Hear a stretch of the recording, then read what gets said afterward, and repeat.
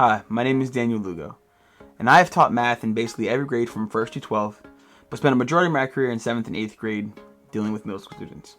The article I chose to read was The Flipped Classroom, an opportunity to engage millennial students through active learning strategies by Amy Roll, Shweta Reddy, and Gayla Shannon. The article starts by talking about millennials. Millennial students are basically kids who were born from 1982 to 2002. They're also referred to as digital natives. They basically have had access to information 24/7 throughout their life and have seen tons of technological advancements during their lifetime. Now, teachers see these students as people who tend to get bored easier and need more active engagement rather than traditional lecture. Active learning refers to students doing things and thinking about what they're actually doing. Examples of these type of activities include collaborative writing, role-playing, and paired activities. Basically anything that uses higher order thinking skills such as synthesis, analysis, and evaluation. Millennials thrive in environments of variety and change. The article then introduces flipped classrooms, which is a strategy that can better help these millennial students who are used to the changing and technological environment that they've always been a part of.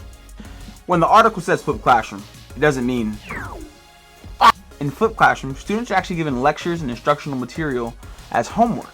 Therefore, they learn the materials when they're at home, and then when they come into the classroom, they can spend more time deepening understanding through active activities. Classroom time is spent working on problems, developing advanced concepts, and engaging in collaborative learning. More benefits of the flipped classroom include the student becomes more aware of their own learning.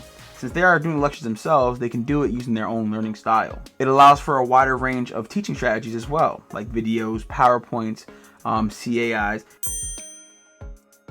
and other things that teachers can use to kind of lecture their students from a distance. There's more time for engaging activities in the classroom, since lecture time is removed.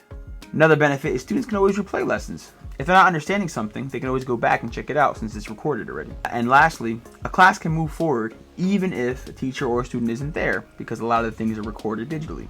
Some limitations to a flipped classroom include some students just aren't used to it. They like the traditional setting and they like working independently. Another is funding. Some schools don't have the resources for students to be able to access these online lectures, or they don't have the infrastructure at home, such as Wi-Fi and a stable computer device to use. It also puts a lot more responsibility on a student. If a student struggles in organization or keeping on top of their own work, they could fall behind. Now, my thought on a flipped classroom is that it's extremely beneficial. I have been a teacher again for 10 years. Now, I myself get bored with traditional lecturing. Sometimes I catch myself standing in front of a classroom and I can get tired and think, man, what am I talking about? And I can only imagine what my teenage students are thinking as well, especially since they're the digital natives, millennials that I know they are. I myself am a digital native. I love technology, I love the use of it, I love utilizing different strategies just to keep myself busy and engaged.